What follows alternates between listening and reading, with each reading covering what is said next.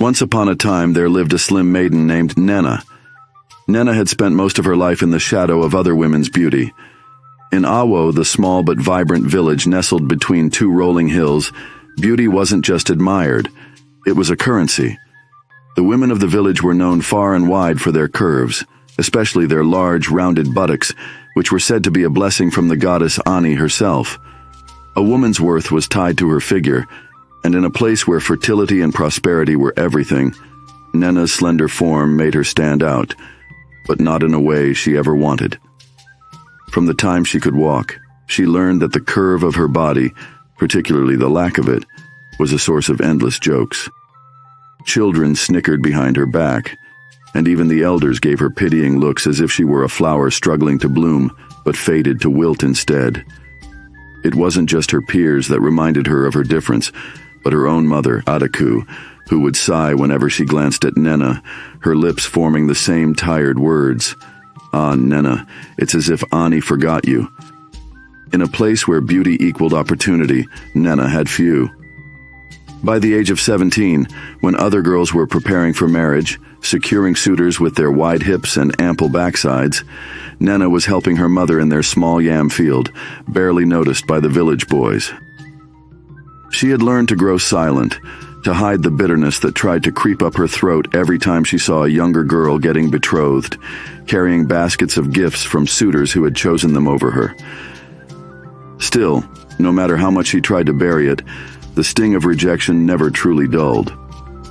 But the worst of them all was Ifeoma. Ifeoma had been the village beauty since she was a girl, her figure the epitome of what Awo held dear. She was full where Nnenna was thin, curvaceous where Nnenna was straight.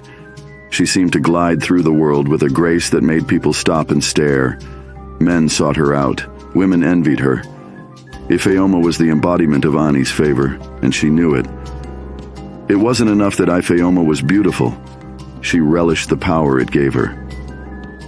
From the way she walked through the village marketplace to the haughty tone she used with those who didn't meet her standards, Ifeoma always made it clear that she was the queen of Awo, and nothing pleased her more than reminding Nnenna of how little she was in comparison.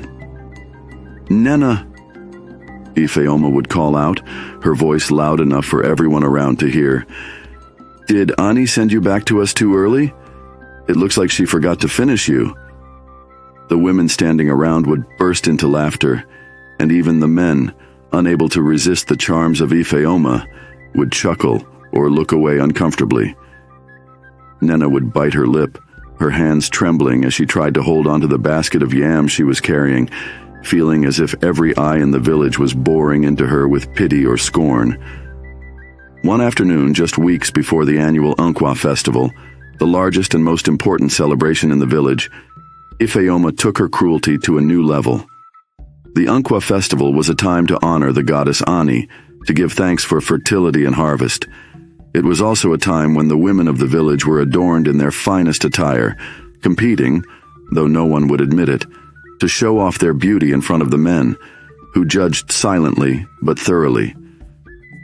The festival always made Nnenna anxious, for it was the one event where her differences seemed magnified.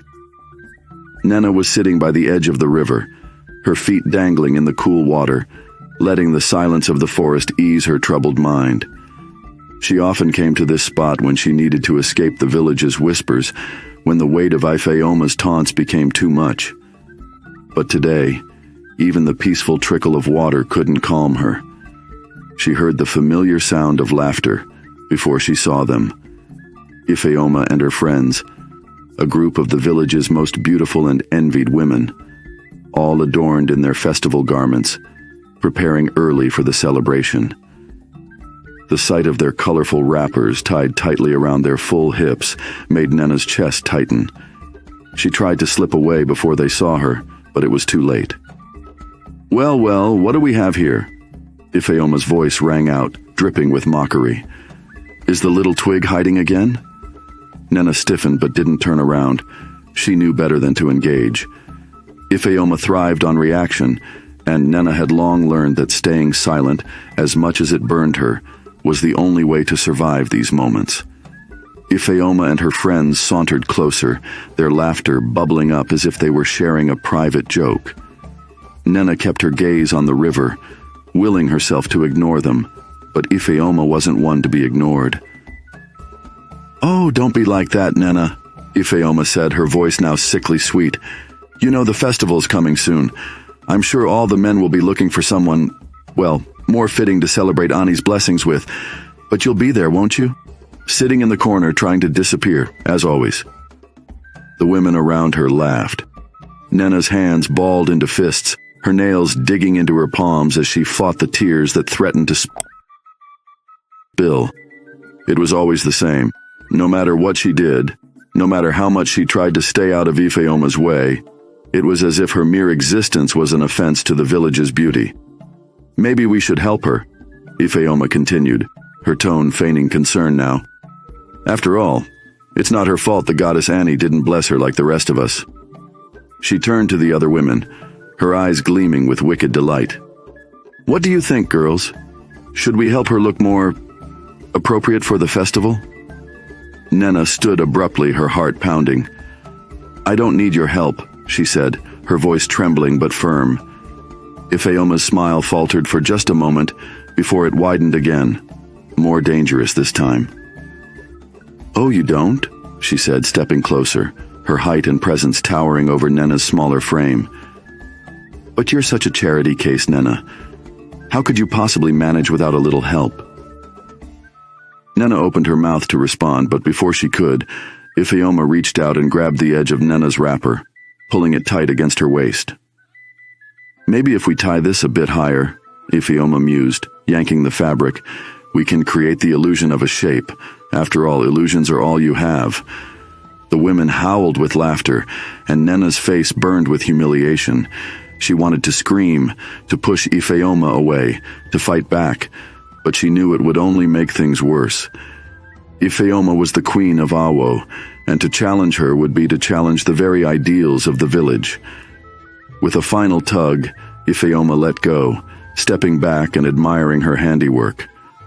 "There," she said, her voice dripping with satisfaction. "Much better. Now you'll fit right in at the festival. Just don't stand too close to me, or people might forget who the real beauty is." Nnenna swallowed hard, her throat tight as she fought to hold back the tears. She couldn't let Ifeoma see her cry. Not again. She turned and walked away, her legs shaky, but determined to put as much distance between herself and the group of women as possible. As she made her way back toward the village, she felt the weight of Ifeoma's words pressing down on her like a heavy stone. No matter what she did, she would never be enough. Not in this village. Not with these people. Ifeoma's beauty was like a shield, protecting her from any real vulnerability, while Nnenna's lack of it left her exposed to all the cruelties the world had to offer. But as she reached the outskirts of the village, something shifted in her. The weight that had been pressing down on her began to lift, replaced by a strange, simmering anger. It wasn't fair. None of this was fair. Why should she have to endure this just because she didn't look like the others? Why should Ifeoma get to decide what made someone worthy? Her mother's words came back to her, echoing in her mind. "It's as if Ani forgot you." But what if that wasn't true? What if there was more to this curse, or blessing as some saw it, than anyone in the village knew? What if her difference wasn't a flaw, but a sign of something else entirely? The thought filled her with a sudden, wild determination. Ifeoma might rule over the village with her beauty and her biting words, but Nnenna wasn't going to let that define her anymore. There had to be a way to break free from this invisible cage, to find a power of her own. And if the village's ideals of beauty wouldn't bend, then maybe she'd have to break them herself. She knew what she had to do. Later that night, Nnenna sat beside the fire in her mother's hut, the flickering flames casting shadows on the walls. Her mother, Adaku, sat across from her, weaving a basket, her hands moving methodically, her face creased with age and weariness.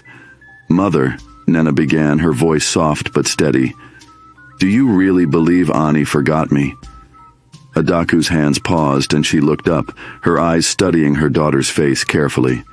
For a moment the room was silent except for the crackling of the fire. "I have told you before, Nnenna," her mother said slowly. "The goddess Ani blessed this village long ago. The women's figures are a sign of her favor. I do not know why she did not bless you the same way." Nnenna clenched her fists in her lap. "But what if it wasn't a curse? What if there's something else? Something more?" Her mother sighed, setting the basket aside. "Nnenna, you are not cursed, but you are different. And in this village, that difference is hard to bear. The world sees you as incomplete, and perhaps in some ways, they are right." Nnenna's heart tightened at her mother's words, but she didn't back down. "What if I could find out why? What if I could speak to Ani myself?" Adaku's eyes widened, her brow furrowing in concern. "Do not speak such things, child. The sacred forest is no place for someone like you. The goddess does not answer every plea, and to seek her out is dangerous." "But I have to know," Nnenna insisted, her voice trembling with determination. "I have to understand why I am the way I am. I can't live like this forever, Mother. If I don't find answers, I'll never be free." Her mother stared at her for a long moment, her expression unreadable. Finally she spoke, her voice low and filled with warning. "If you go to the sacred forest, there is no guarantee you will return. And if you do return, Nnenna, you may not be the same." "I don't care," Nnenna replied, her jaw set. "I'm willing to take that risk." Adaku sighed deeply, her shoulders slumping in resignation. "Then go, if you must. But know this, Nnenna. You may not like the answers you find." Nnenna nodded, her heart racing with both fear and anticipation. She didn't know what awaited her in the sacred forest, but she knew one thing for certain. She couldn't continue living in the shadow of Ifeoma's cruelty and the village's narrow expectations. It was time to find her own path. As the fire crackled and the night deepened, Nnenna made her decision. She would go to the sacred forest, and she would seek out the goddess Ani. Only then could she truly understand her place in the world. The next morning, Nnenna woke before the sun had fully risen, the village still quiet and shrouded in mist. She packed a small satchel with essentials, some dried yam, a gourd of water, and a small charm her mother had given her as a child, said to offer protection against the unseen spirits of the forest. Stepping outside, she glanced back at the hut, her heart heavy. She had lived her whole life in Awo, but now, as she prepared to leave it behind, even for a short while, she felt a pang of uncertainty. Would she return? And if she did, would anything be different? She shook off the doubt, reminding herself why she was doing this. Ifeoma's words still echoed in her mind, but they no longer filled her with shame. Now, they fueled her. This was no longer about beauty or acceptance. This was about reclaiming her identity, about finding her own worth, even if no one else in the village could see it. With a deep breath, Nnenna set off towards the sacred forest, the path winding through the hills and disappearing into the dense trees beyond. The forest had always been a place of mystery, a place whispered about in stories and legends. It was said that the goddess Ani resided there, watching over the village from her hidden domain. Few ever dared to venture inside, and even fewer returned unchanged. As she walked, Nnenna's mind raced with questions. What would Ani look like? Would she be the terrifying, all-powerful goddess the stories described, or something else entirely? And most importantly, would she have the answers Nnenna so desperately sought? The trees grew thicker as she entered the forest, their branches twisting overhead, casting long shadows that danced in the early morning light. The air was cooler here, and the sounds of the village faded behind her, replaced by the soft rustling of leaves and the distant calls of unseen creatures. Nnenna's heart pounded in her chest as she pressed forward, the path narrowing and becoming more treacherous with each step. but she refused to turn back. She had come too far to give up now. After what felt like hours, she reached a clearing, the trees parting to reveal a small, glistening pond at the center. The water was so clear she could see the pebbles at the bottom, and the air around it was unnaturally still, as if the world itself was holding its breath. This was it. This was where the story said Ani could be found. Nnenna stepped closer to the water, her reflection staring back at her from its surface. She had never felt more vulnerable, more exposed. But she also felt a strange sense of anticipation, as if something momentous was about to happen. Closing her eyes, she knelt by the water's edge and whispered a prayer, her voice trembling with both fear and hope. "Goddess Ani," she began, "I come before you to seek your wisdom. I ask you to help me understand why I am the way I am, why I am different from the others. Please, show me the truth." For a long moment, there was nothing but silence. The wind didn't stir, the water remained still, and Nnenna's heart sank. Had she made a mistake? Was this all for nothing? But then, just as she was about to rise and leave, the surface of the water rippled, and a soft melodic voice echoed through the clearing. "You seek answers, Nnenna, daughter of Adaku," the voice said, and Nnenna's eyes flew open in shock. Standing across the pond, bathed in a soft, ethereal glow, was a figure unlike any Nnenna had ever seen. It was not the terrifying goddess she had expected, but a woman. Beautiful, yes, but in a way that transcended the village's ideals. She was tall and graceful, with a presence that seemed to radiate both power and gentleness.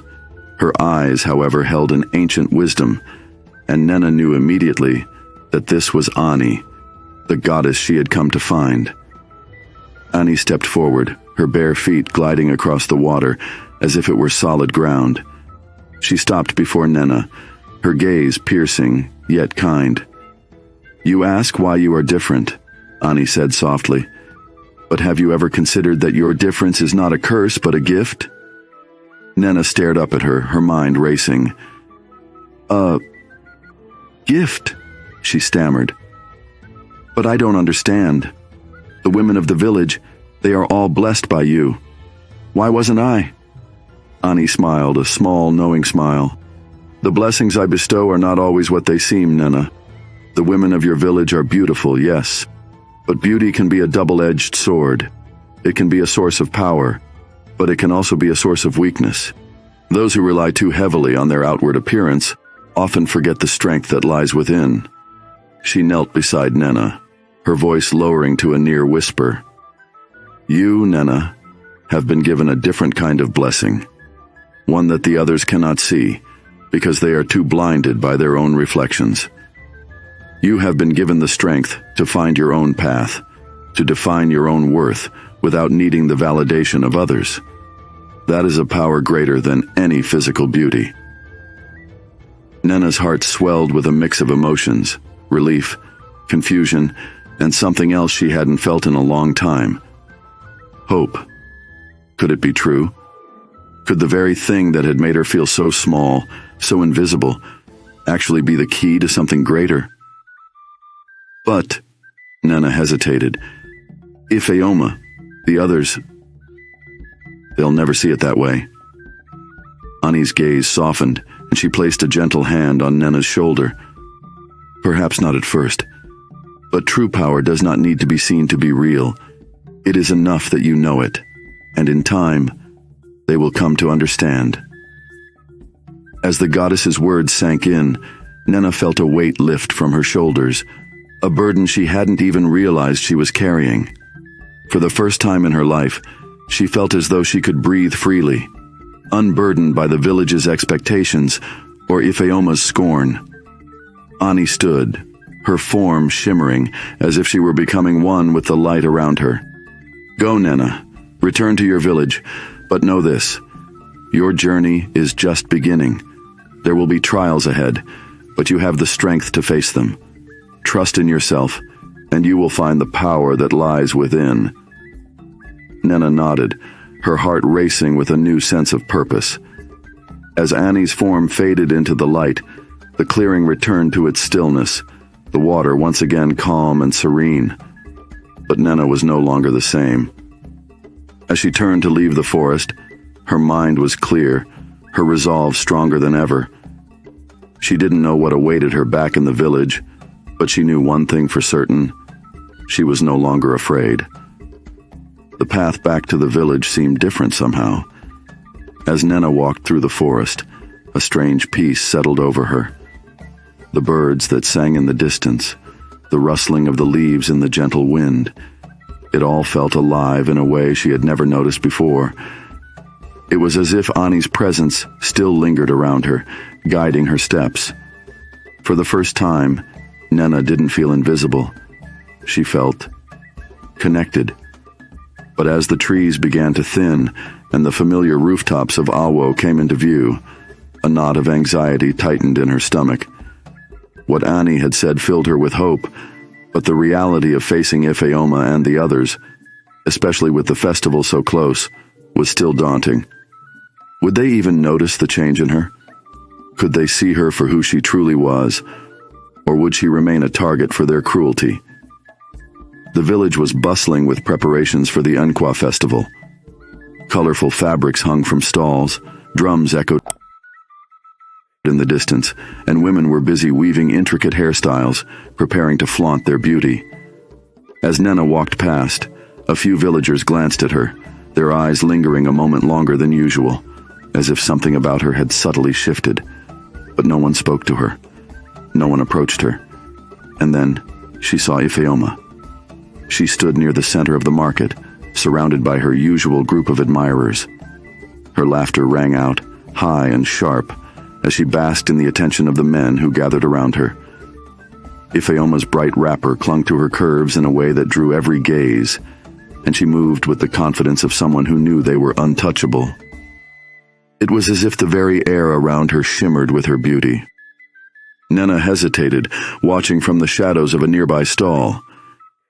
Part of her wanted to turn around, avoid the confrontation that was sure to come, but another part of her, the part Annie had awakened, stood firm.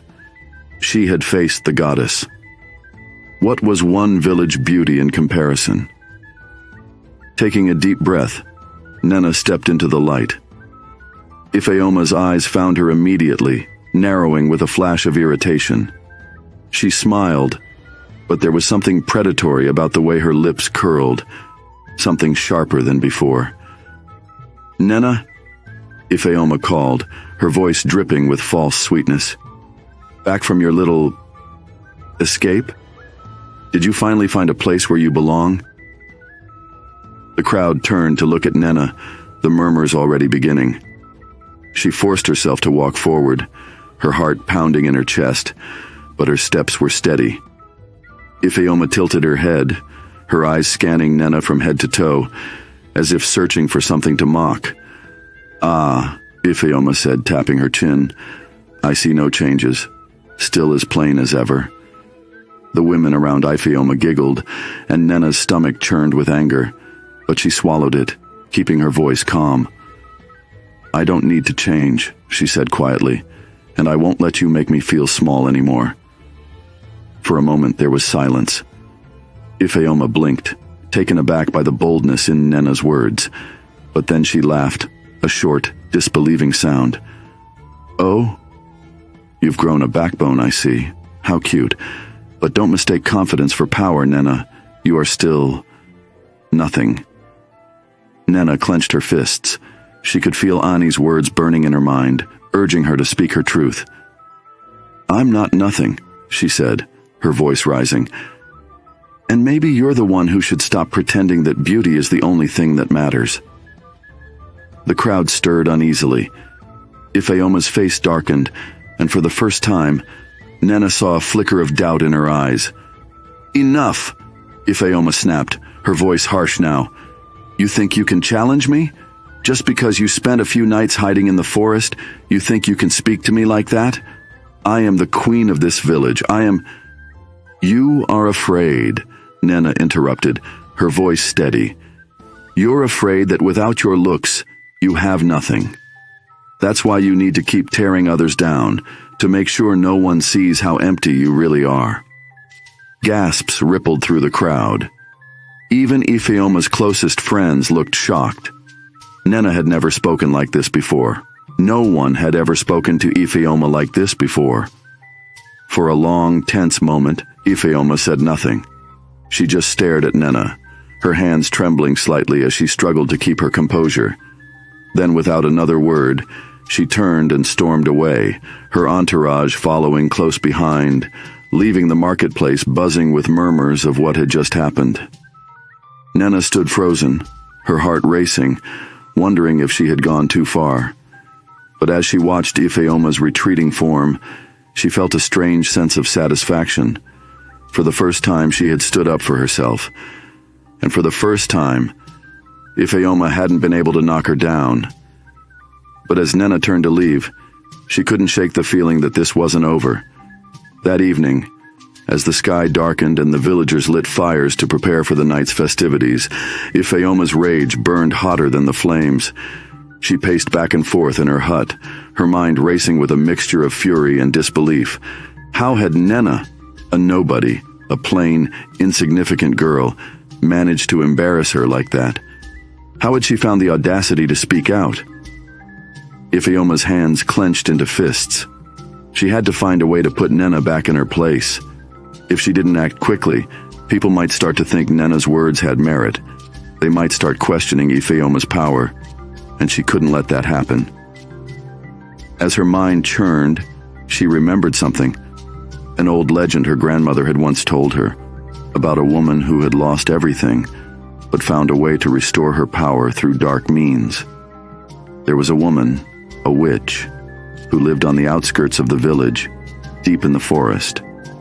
People feared her, whispered that she had dealings with spirits and forces no one dared speak of openly. But Ifeoma wasn't afraid, not anymore. She couldn't afford to be. Determined, Ifeoma wrapped a dark cloak around her shoulders and slipped out of her hut, careful to avoid the eyes of the villagers who were gathering for the festival. She moved quickly through the shadows, her heart pounding as she left the safety of the village behind and entered the forest. The deeper she went, the darker and quieter it became. The trees seemed to close in around her, their branches twisted and gnarled like the hands of old crones. The only sound was the soft rustling of leaves under her feet and the occasional distant hoot of an owl. Finally, after what felt like hours, she reached a small clearing where a crooked hut stood, half hidden by overgrown vines and moss. The air was thick with the smell of herbs and something else, something darker. Ifeoma hesitated for a moment, her heart racing, but then she steeled herself. She couldn't afford to be afraid. Not now. She stepped forward and knocked on the door. There was no answer at first. Then, after what felt like an eternity, the door creaked open, revealing a hunched figure with sharp eyes and a face lined with age and wisdom. The witch, Nnenna, gazed at Ifeoma with a look of mild curiosity, as if she had been expecting her. "I know why you've come," Nnenna said in a voice that crackled like dry leaves. Ifeoma swallowed hard, but forced herself to speak. "I need power, more than I have now. I need to remind everyone in the village who I am." The old woman's eyes gleamed, and a slow, eerie smile spread across her face. "Ah, power," she said softly. "It comes at a price, you know." "I don't care," Ifeoma said, her voice trembling with desperation. "Whatever it takes." Nnenna chuckled, a sound that sent chills down Ifeoma's spine. "Very well, but be warned, child. Power given through dark means often takes more than it gives. Are you willing to pay that price?" Ifeoma hesitated, her heart pounding, but the memory of Nnenna's words, the humiliation in the marketplace, spurred her on. She couldn't let Nnenna win. She couldn't let her challenge go unanswered. "I am," Ifeoma said, her voice firmer now. "Just tell me what I have to do." The witch's smile widened, and she beckoned Ifeoma inside. The hut was small and cluttered, filled with strange objects, jars of herbs, animal bones, and things Ifeoma couldn't identify. A small fire burned in the hearth, casting flickering shadows on the walls. Nnenna moved to a shelf and pulled down a small vial filled with a dark, swirling liquid. "This," she said, holding it out to Ifeoma, "will give you what you seek. But remember, power comes at a cost. You may not like the consequences." Ifeoma snatched the vial from the witch's hand without hesitation. "I'll worry about the consequences later." Nnenna's eyes gleamed with something dark and knowing as she watched Ifeoma turn and leave the hut. As the door closed behind her, the old woman muttered under her breath, "You'll regret those words, child. You always do." Back in the village, Nnenna sat quietly by the fire outside her mother's hut, her thoughts swirling. She had won a small victory today, but she couldn't shake the feeling that Ifeoma wouldn't let it go so easily. Something was coming. She could feel it. As the night deepened and the stars appeared in the sky, Nnenna glanced toward the forest, where the shadows seemed to whisper with secrets and dangers unseen.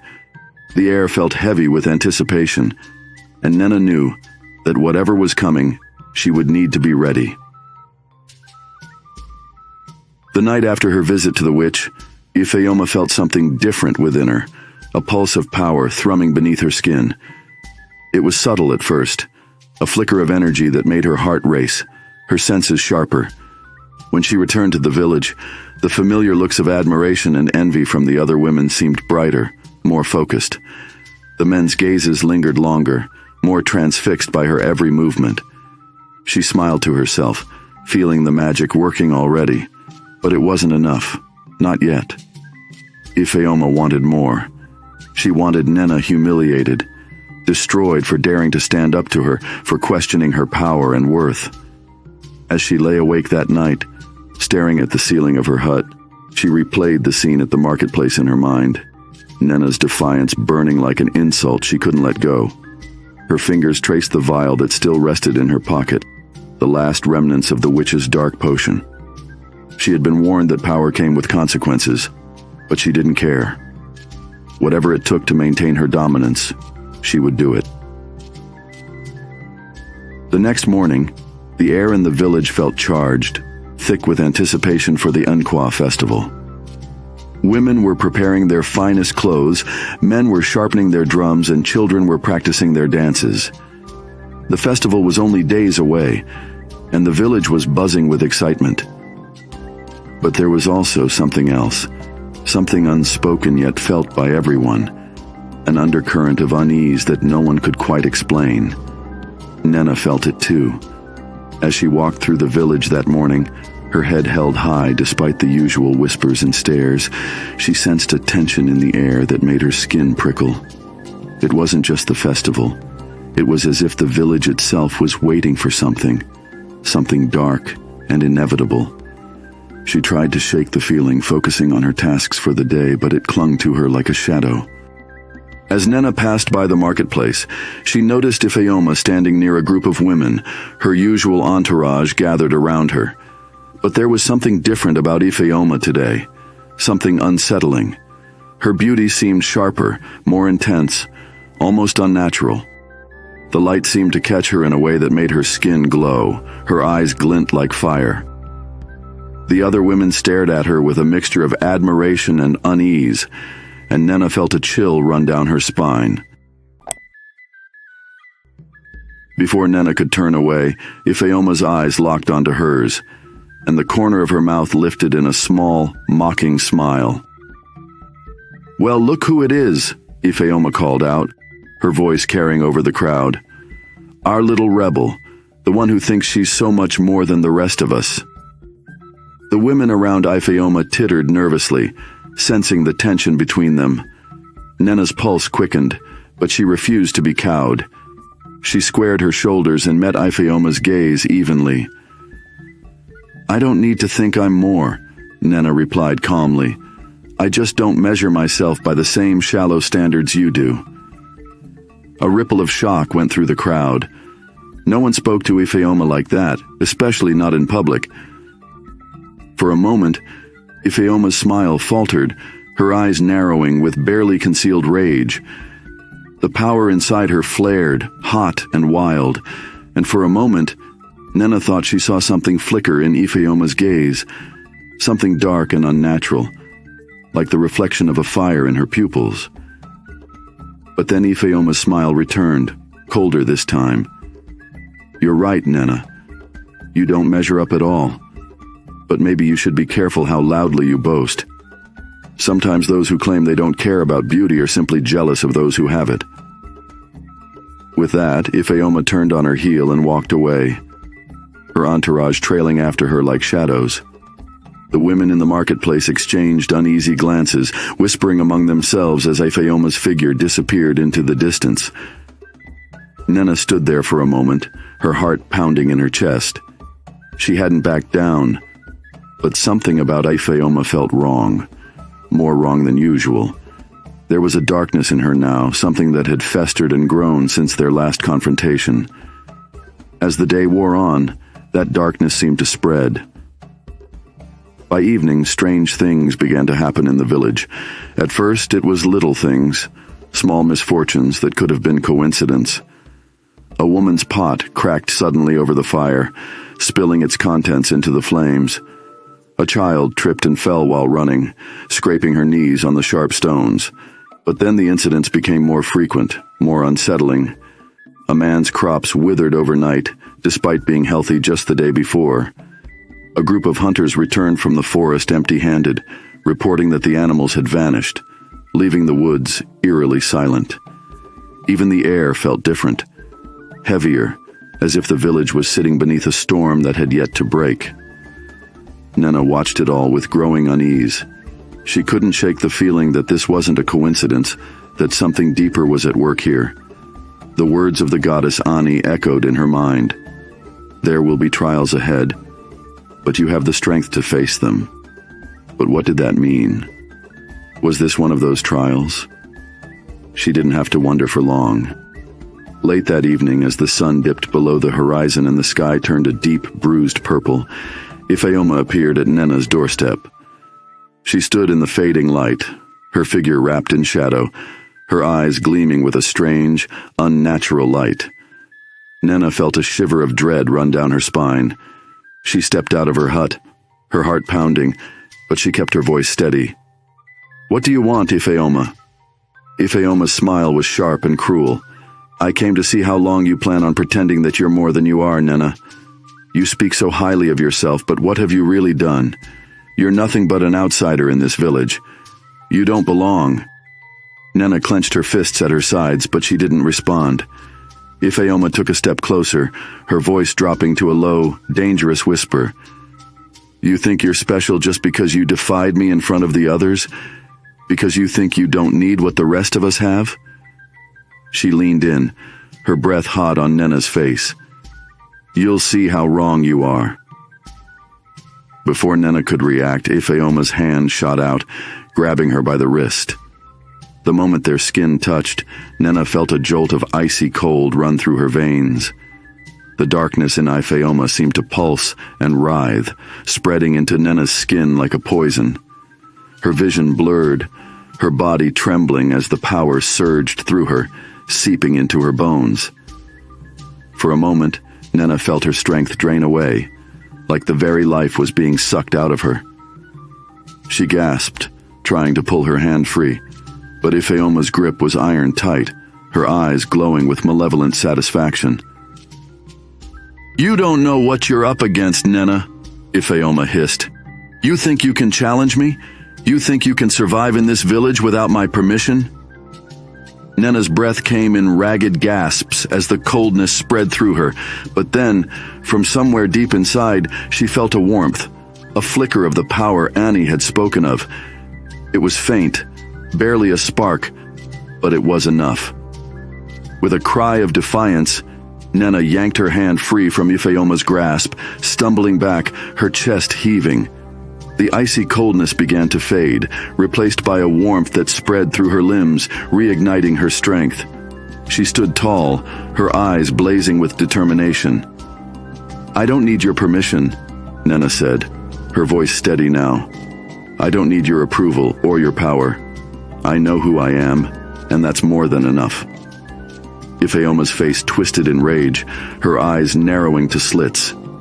The darkness inside her flared, crackling with the dark magic she had taken from the witch. But something had shifted in Nnenna now. She could feel Ani's strength flowing through her, steady and unbreakable. With a growl of frustration, Ifeoma turned and stormed away into the night, leaving Nnenna standing alone, her heart still racing. The village around her was quiet, but Nnenna knew that the danger hadn't passed. Ifeoma's jealousy and rage had been fed by something dark and dangerous, and she wasn't finished yet.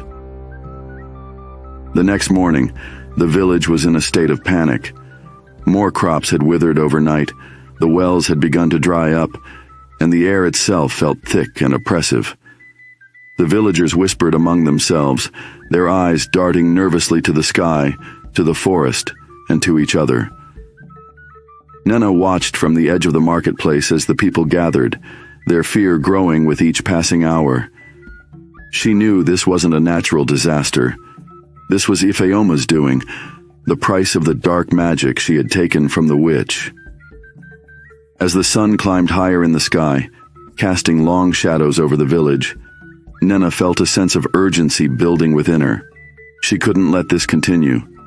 Ifeoma's power was spiraling out of control, and the village was paying the price. She had to stop her. Taking a deep breath, Nnenna set off toward the forest, her mind racing.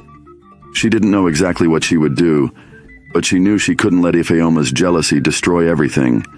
Whatever power Ani had given her, whatever strength she had found within herself, she would need it now. The path ahead was uncertain, but Nnenna's resolve was unshakable.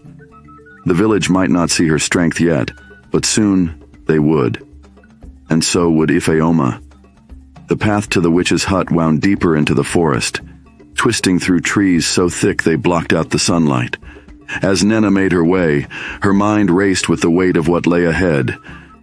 Ifeoma's jealousy and the dark magic she had summoned were poisoning not just the village, but the land itself. Crops withered, wells dried up, and the people were growing desperate. Nnenna knew she had to stop Ifeoma before everything crumbled, but as she walked, doubt began to creep into her heart. Would her inner strength, the power Ani had spoken of, be enough? Ifeoma had used magic, dark, dangerous magic, and Nnenna had no idea how to counter it. The memory of Ani's voice echoed in her mind. True power does not need to be seen to be real. Nnenna drew in a steadying breath and pressed on. Whatever power she had, she would have to trust it. By the time she reached the witch's hut, the sun had nearly set, casting long shadows across the clearing. Nnenna hesitated at the edge of the trees, her heart pounding as she watched Ifeoma step out of the hut, her eyes burning with fury. "I knew you'd come," Ifeoma said, her voice sharp as the wind. She smiled, but it was a twisted, cruel smile, her beauty now tainted by the dark magic she had consumed.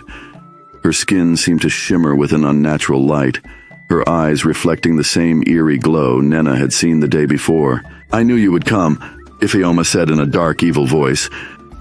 "But you're too late." Nnenna stepped forward, her fear mixing with determination. "Ifeoma, stop this," she said, her voice calm but firm. "The magic you've taken isn't just hurting me. It's destroying the village. It's hurting everyone." Ifeoma laughed, a harsh, bitter sound that echoed through the clearing. "Hurt? They deserve it. After all the years they worshipped me, they deserve to see what real power looks like." "This isn't power, Ifeoma," Nnenna replied. "This is fear. You're afraid that without your beauty, without people's admiration, you'll have nothing. But there's more to life than how people see you." For a moment, Ifeoma's eyes flickered with uncertainty, but then the darkness surged again, twisting her features into a mask of rage. "You think you know better than me? You, with your plain face and your skinny body? You think the village will look to you for guidance? You'll never be more than the outcast." Nnenna's chest tightened. But she refused to let Ifeoma's words sink in. She stepped closer, keeping her voice steady. I'm not trying to take anything from you. I don't care about being admired. I care about the village, about the people who are suffering because of this magic. Please, Ifeoma, let it go. Ifeoma's laughter stopped abruptly, her smile fading as her face twisted into something far more dangerous. You don't understand, do you? She whispered. I can't let it go. The power, it's too strong. Her hands trembled as she raised them, and Nnenna could see the darkness swirling in her eyes, a deep, consuming magic that seemed to be eating away at her very soul. The price of the witch's potion was becoming clear. It was turning Ifeoma into something monstrous, something inhuman. I can help you, Nnenna said, her voice gentle but urgent. We can fix this, but you have to stop using the magic. Ifeoma shook her head, her eyes wild with fear and anger. No, I won't let you win. With a sudden, violent motion, Ifeoma raised her arms, and a blast of dark energy surged toward Nnenna, knocking her off her feet and sending her crashing to the ground. For a moment the world spun around her, but then, through the haze of pain, Nnenna felt something stir deep inside her, a warmth, a light that seemed to push back against the darkness. It was the power Annie had spoken of, the strength that had always been inside her, waiting for this moment. Slowly, Nnenna rose to her feet, her eyes locking onto Ifeoma's. This isn't who you are, Ifeoma, she said softly, her voice filled with compassion. The magic is consuming you. It's not too late to stop. Ifeoma hesitated, her hands shaking as the dark energy pulsed around her. For a brief moment, Nnenna saw the real Ifeoma, the proud, beautiful woman who had ruled the village with confidence and charm, but that woman was fading, being swallowed by the darkness she had summoned. No! Ifeoma screamed, and the dark energy surged again, crackling through the air, ready to strike Nnenna down. But this time, Nnenna didn't flinch. She closed her eyes and focused on the warmth inside her, the power of self-worth that Ani had given her. It wasn't about magic or beauty or strength. It was about knowing who she was, about standing firm in her own identity. And that was something Ifeoma's dark magic couldn't take from her. When Nnenna opened her eyes, a soft, golden light surrounded her, pushing back the darkness. The blast of energy that Ifeoma had sent toward her dissolved in the light, disappearing like mist in the sun. Ifeoma staggered back, her eyes wide with shock. What? What are you? I'm someone who knows her worth, Nnenna said quietly, the golden light still glowing around her. And you can be that too, Ifeoma. It's not too late. Ifeoma's face crumpled, her hands falling to her sides as the dark energy began to wane. She took a step back, then another, her expression filled with confusion and fear. I just wanted them to see me, she whispered, her voice trembling. They already did, Nnenna replied gently. But it's not about what they see. It's about how you see yourself. You don't need this magic, Ifeoma. Let it go. For a long, tense moment, Ifeoma stood there, her body shaking as the last of the dark magic flickered around her. Then, with a sob, she collapsed to her knees, the darkness retreating from her, leaving her pale and trembling. Nnenna knelt beside her, placing a hand on her shoulder. It's over, she said softly. You don't have to fight anymore. Ifeoma looked up at her, tears streaming down her face. I'm sorry, she whispered, her voice broken. I didn't mean for it to go this far. Nnenna nodded, her heart aching for the woman before her. Ifeoma had been driven by fear, by a need for validation that had spiraled out of control. But now, she had a chance to heal, to find her true self again. The next morning, the village woke to clear skies and a fresh breeze. The strange misfortunes of the past few days seemed to vanish overnight. The crops that had withered began to show signs of life, and the wells, once dry, now brimmed with water again. The villagers, still cautious, slowly returned to their daily routines, though whispers of what had happened spread through the streets. Ifeoma, humbled and shaken, kept to herself in the days that followed. Her beauty, though still present, no longer held the same power over the village. She avoided the gazes of those who once admired her, unsure of how to rebuild her place in the world without the magic she had relied on for so long. But Nnenna was there, quietly watching, offering support in small, subtle ways. She didn't need grand gestures or public admiration. She had found something far more important: her own sense of worth. As the days passed, the villagers began to see Nnenna in a new light. They no longer whispered behind her back or looked at her with pity. They saw her strength, her quiet confidence, and they began to respect her for it. The Nkwa Festival came and went, but this time, Nnenna didn't shy away. She stood among the other women, not as an outsider, but as someone who had found her place, not in the shadows of others, but in the light of her own identity. And as the drums beat and the fires blazed, Nnenna smiled to herself, knowing that the power Ani had given her, the power of knowing who she was more than enough. In the months that followed, Ifeoma began to change. She no longer sought the attention and admiration that had once defined her. Instead, she focused on rebuilding herself, quietly helping others in the village, learning to find value in things beyond physical beauty. Nnenna, too, continued to grow. Her connection to Ani and the inner strength she had discovered became a guiding light, not just for herself, but for those around her. People came to her for advice, for wisdom, and for comfort in times of need. And though the village still valued beauty, it had learned a new lesson.